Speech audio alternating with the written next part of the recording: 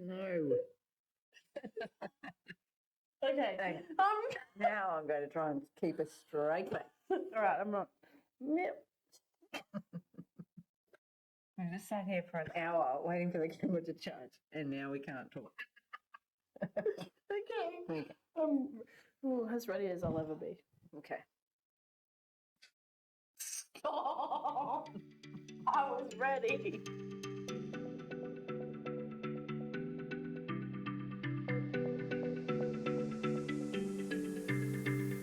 Welcome to the Connected Athlete podcast. This is episode number 1. I'd like to welcome Elkie Parker here, who'll be helping co-host our new podcast.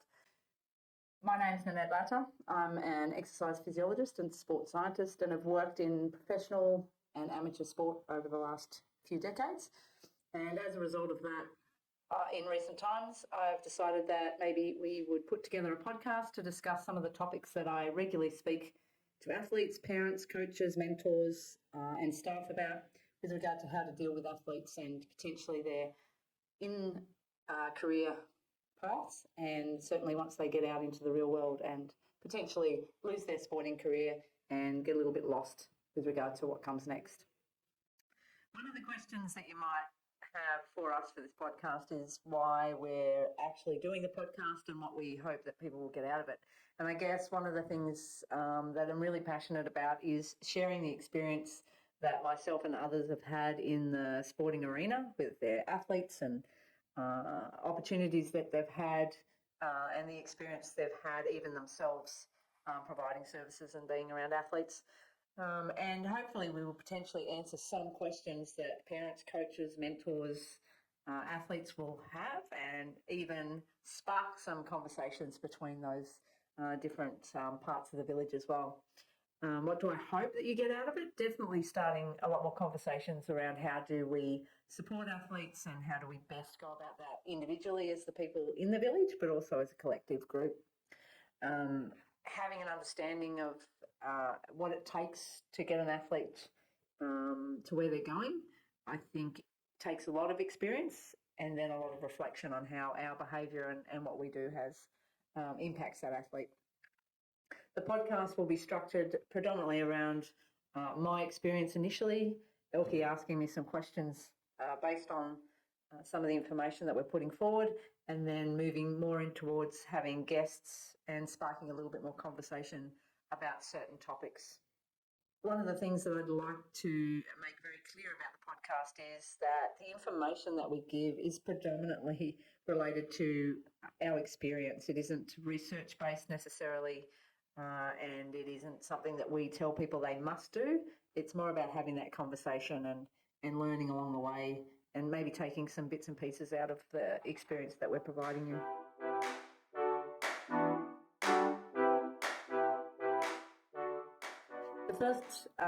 The first podcast is more about something that I like to talk to athletes and coaches about in terms of it takes a village for an athlete to achieve at the highest level.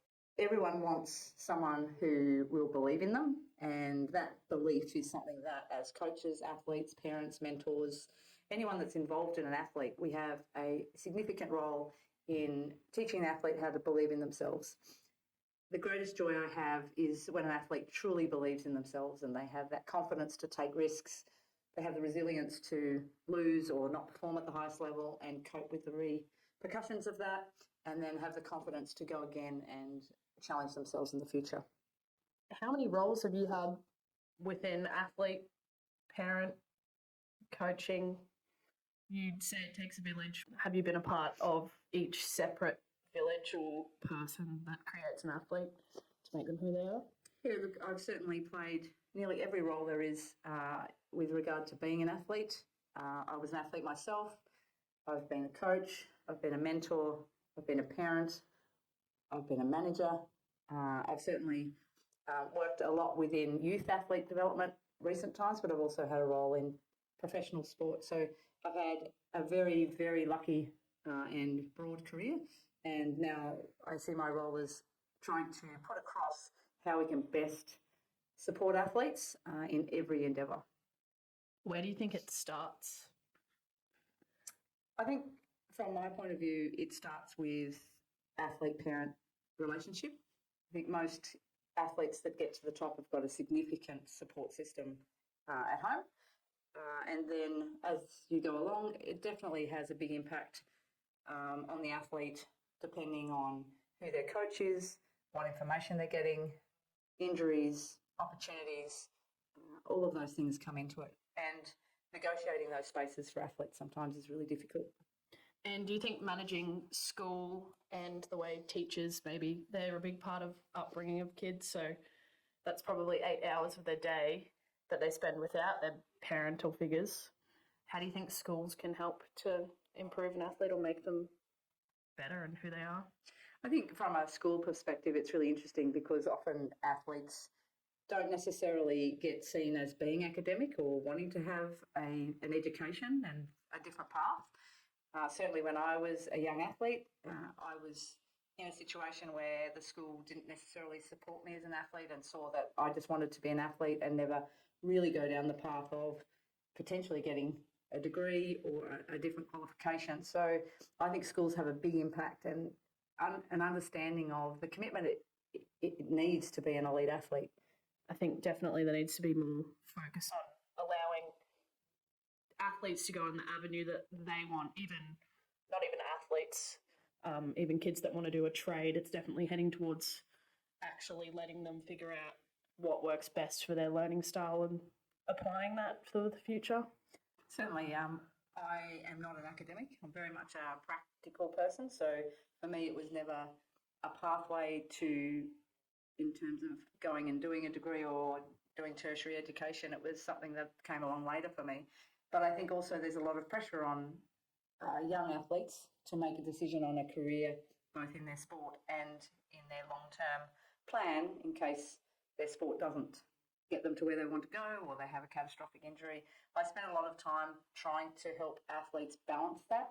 I think it's extremely important that kids get a really good education because it is a fallback and there should always be an alternate plan. And if you look at the best athletes in the world that have been the most successful in life itself, they've always had a plan. And that's a big part of how we present to the athlete. Always have a plan. If you don't achieve the goal, either the short-term goal or the long-term goal, what's the next part of the plan for you so that it's not a stopgap? How do you communicate with a parent when they're, one, can be biased towards their child and maybe pushing them too far one way to the other when we really want that balance and what the athlete wants? How do you communicate that to a parent as a coach? It's a really difficult conversation. Probably if you think about how committed and passionate parents are about their children, we all are, it's a very fine line to discuss with a parent that's heavily invested what that child or young athlete needs moving forward. It might be that they need a little bit more space from the parent. Their parent might be their coach and trying to separate themselves from that. I certainly had a parent as a coach, and it's not easy because they're usually harder on you than they are on anyone else. But it's certainly a very delicate conversation, and it's something that evolves over time. So it's about really finding out what the athlete is interested in. Is it their passion to be in the sport, or is it more mum and dad's passion or their coach's passion?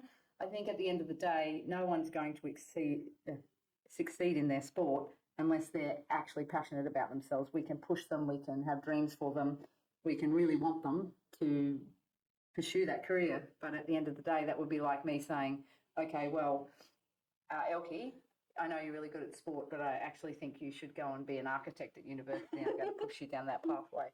And you have no passion or desire to continue that.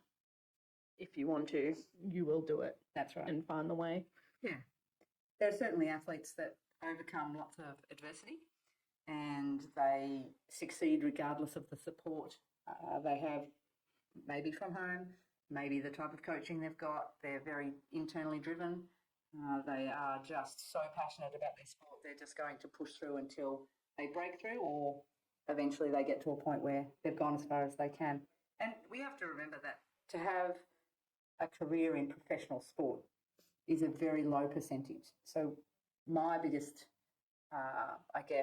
comment to my athletes is it's okay to be a really good community athlete. It's okay to just get to state level. It's okay to just represent your school. Everyone has a point at which they can't go any further with their ability, and that's okay as well. And accepting that is a really good way to understand where you're at in the world with your sport. The connections that you make through sport as a community athlete can help you within your job later on.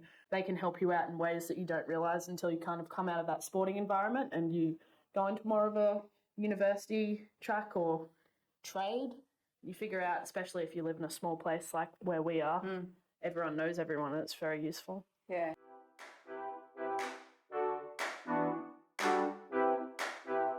When do you decide that a person isn't for you? Very difficult question. That's a whole life question. I'm like, oh, that's too close. Don't sit in it for too many years. Yeah. I think it's a really good skill to be able to identify people that are better at things than you. And there's always going to be people that are better at things than you, and you just need to accept that. I might have 20 years experience, 20-something years experience in the industry. My experience is very different to other people that have the same qualifications, even similar experiences, because my interest is in a particular thing. So my interest has always been the human. And that means that I haven't been as technically correct. I haven't been as academic as other people. I haven't worked in areas where I have tried to progress through an organisation.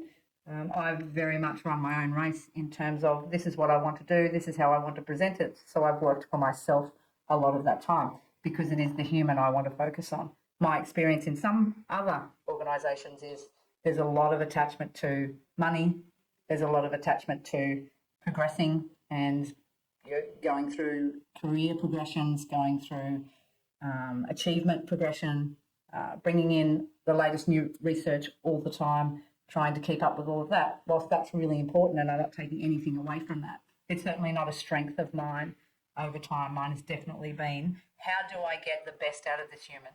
How can I get to know them? How can I make them feel like they're worthy and they've got all the skills that they can to be the athlete that they need to be? So, that is my absolute passion.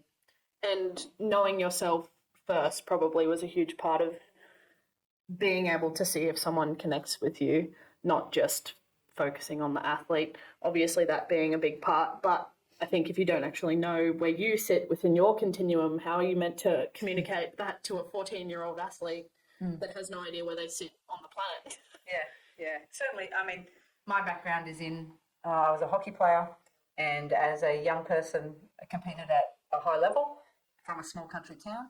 And when it was time to move to Melbourne and take my whole life to Melbourne and become what's considered a full-time athlete, it was extremely confronting for me because it was a city. I'd never lived in a city before. I'd played a lot of hockey in Melbourne, but I'd never lived in a city before. I didn't actually know what I was going to do with my life at that stage.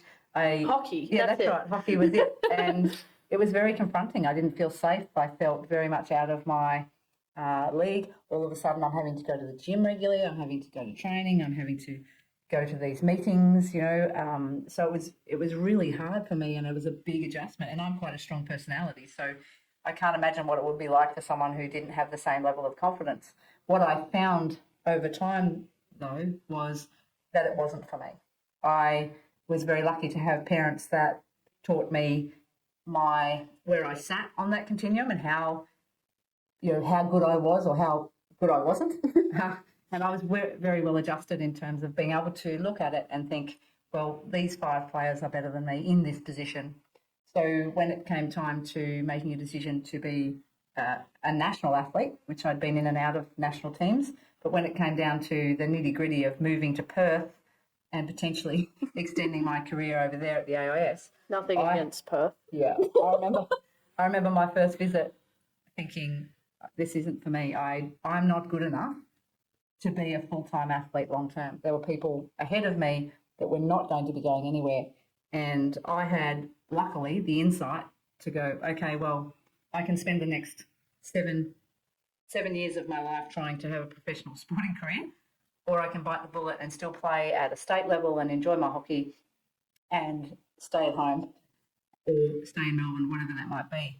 There are a lot of athletes that were doing the same thing as I was at that stage and some of my friends at that stage, and they spent the next 5 to 7 years doing that and never made it. Figuring it out. So being able to understand, one, where you sit in a team and, whether you are good enough, whether you're putting in enough time. I think part of mine was I wasn't prepared to sacrifice everything to be a hockey player.